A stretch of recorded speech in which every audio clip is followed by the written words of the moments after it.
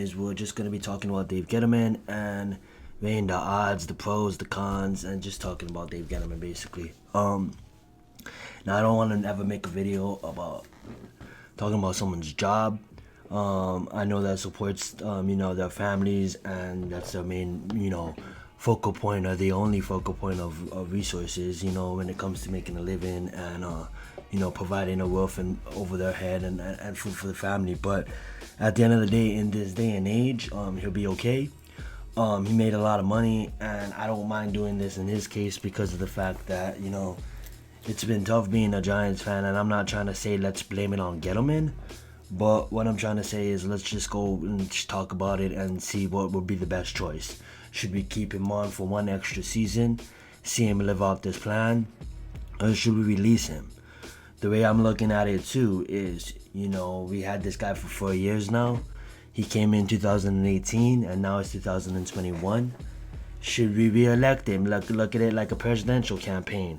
Do you think that these 4 years, was enough for him to move this team in the right direction? Or do you feel that we should re-elect someone else? I know it's not on us, the fans. I know it's on president, but just look at it that way. It's like, do you feel as a fan base that he did enough to stick around? Half of you may say yes, half of you may say no. But right now, I'm gonna do is I'm just gonna break it down for myself and kind of give you guys my opinion on the whole thing. If you look at it, I got our record up right now. He took over in 2018. I believe that's 16-51. So for a team that was kind of like in a bad place, you know what I'm saying? He came in and it was in a bad spot. You know what I'm saying? The team was already in a bad spot, but we did have that 2016, year, which I don't want to talk about that because the next year we go 3-13 and Reese ends up getting fired and all that good stuff. But at the end of the day, he took over a situation that wasn't the best. And what did he promise? He promised to fix the situation that Reese didn't want to attack, the trenches. Going about his business, going and seeking out help to fix the trenches, he brings in certain players that didn't really pan out to the way we thought they was going to pan out, I'm going to change the screen to a different website. As you can see, this is his last 4 years.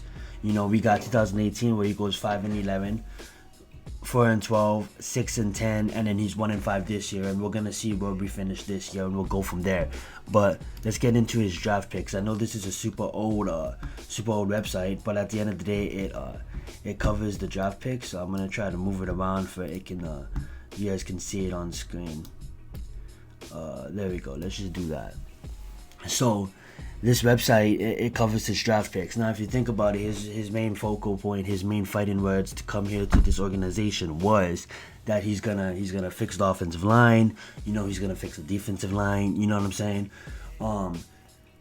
He goes out and his first move he picks was Barkley. Now, don't get me wrong, I wasn't opposing that pick. I know a lot of fans didn't like that pick, but for me, I wanted Barkley. I get it, I understand it, and it was now looking back, there's a lot of good people that was available at the time when Barkley got chose. A lot of people that could have been key pieces still on this offensive line until today.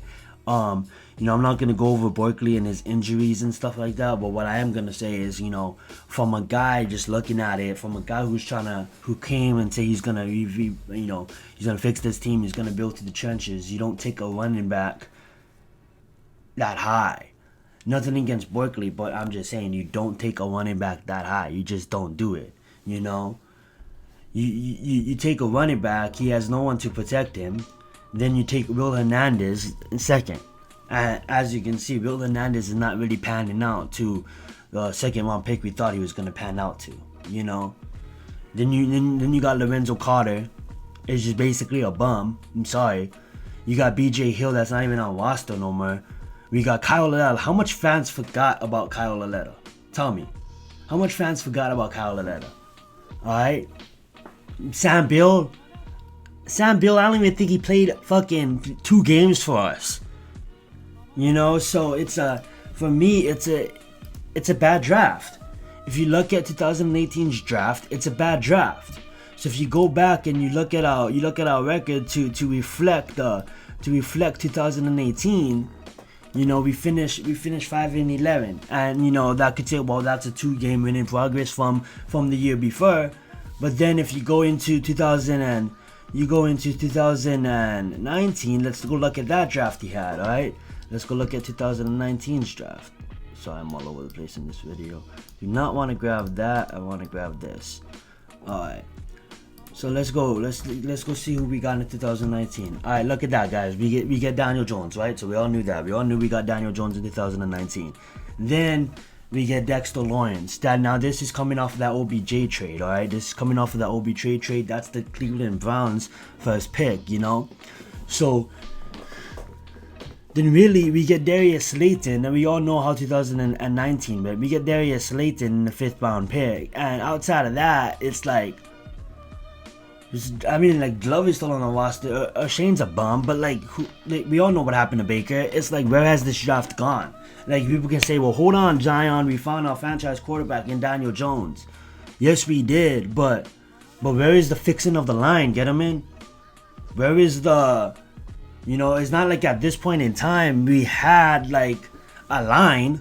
So it's like, where's the fixing of the line, Gettleman? You know? He didn't take an offensive lineman in 2019 in the draft. Look at that. He took none. He took a tackle. I'm sorry. He took a tackle in round 7. But, you know, now let's go down to 2020. Okay? Now we take a tackle. You take a line in Andrew Thomas. And we all know how Andrew Thomas is panning out. You got Xavier McKinley in the 2nd round. We all know how Xavier McKinley is panning out. But then what? Then what after that? You know, Trey Crowder did his thing, Coughlin did his thing, but then what after that? Donnie Holmes had his moments, you know. The reason why I'm bringing all of this up, guys, not to bore you, is just when you look at a GM that said he's gonna come in, he's gonna fix the line, he's gonna do this, he's gonna do that. You know, he makes trades, you know, he does his thing. He makes a trade for a player in his contract year.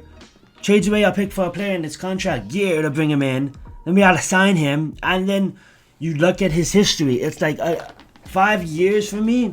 This is talking about if Giants should be new him for the 5th year. 5 years for me, I need to see progress. I get it. Nothing's rushed. I get it. It's hard to build a team in this league. I get it. But there's no progress towards nothing. Towards nothing. The team is in a worse place now than it was in 2018. And I don't want to hear this less story. You know, we come back. We're going to do it in the later half of the season. We've been like that in every season. How does it pan out? Us finishing with less than 7 wins. There's no progress in growth of this team. There's no culture.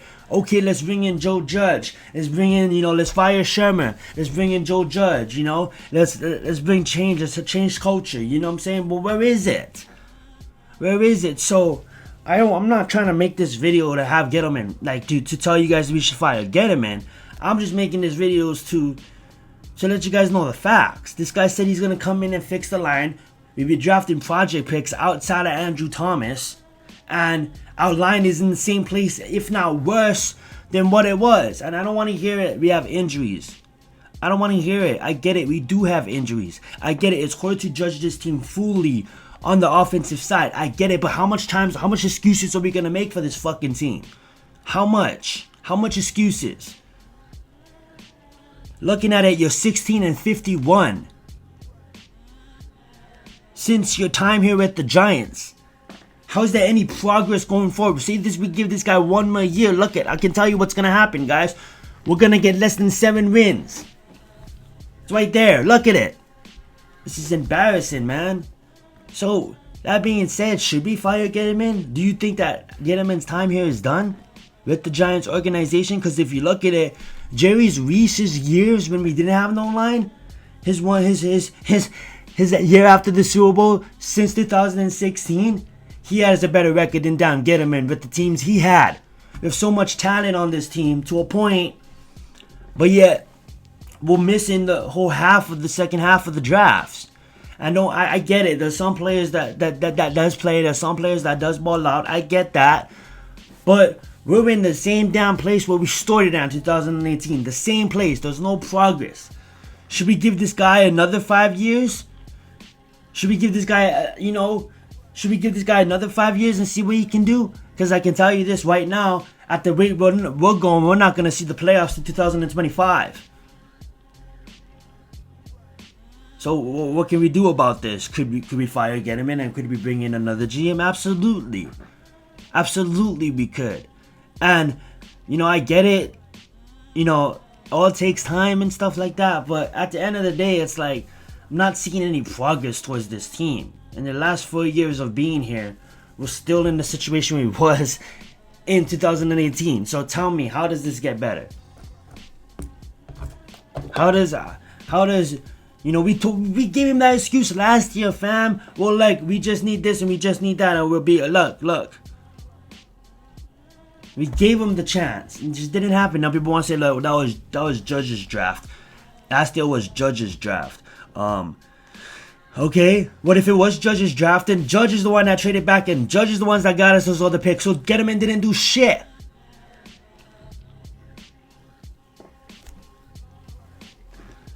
I think this is Gettleman's last year if this continues. If not, I don't know what the hell to tell you guys. Hopefully we can get on some kind of streak here. Hopefully we can at least win 67 games and eclipse. If we win 7 games, that'll be Gettleman's best record here with the organization. I get it, coaches matter. I get it, teammate matters. I get it, players matter. I get it. But at the end of the day, the GM is the one responsible for managing the CEO position, getting the right coaches in, getting the right players in. I get it. We have a puppeteer, John Mao. Sometimes he wants to have his hands in the cookie jar and control everything. Don't get me started on Mao. This video is about Gettleman. I'm sorry. I'm not trying to say Gettleman, you're the scapegoat. What's got going on? Because there's something deeper, darker here. But maybe if we move Gettleman, then we can really bring in someone else and really diagnose this team. That's all I have for you guys today.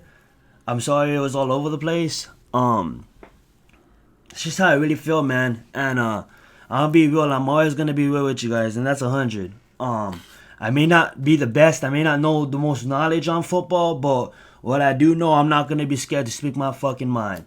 Get him in? I don't even know, man. Let me know what you guys think in the comments, and let's get it. Giants for life.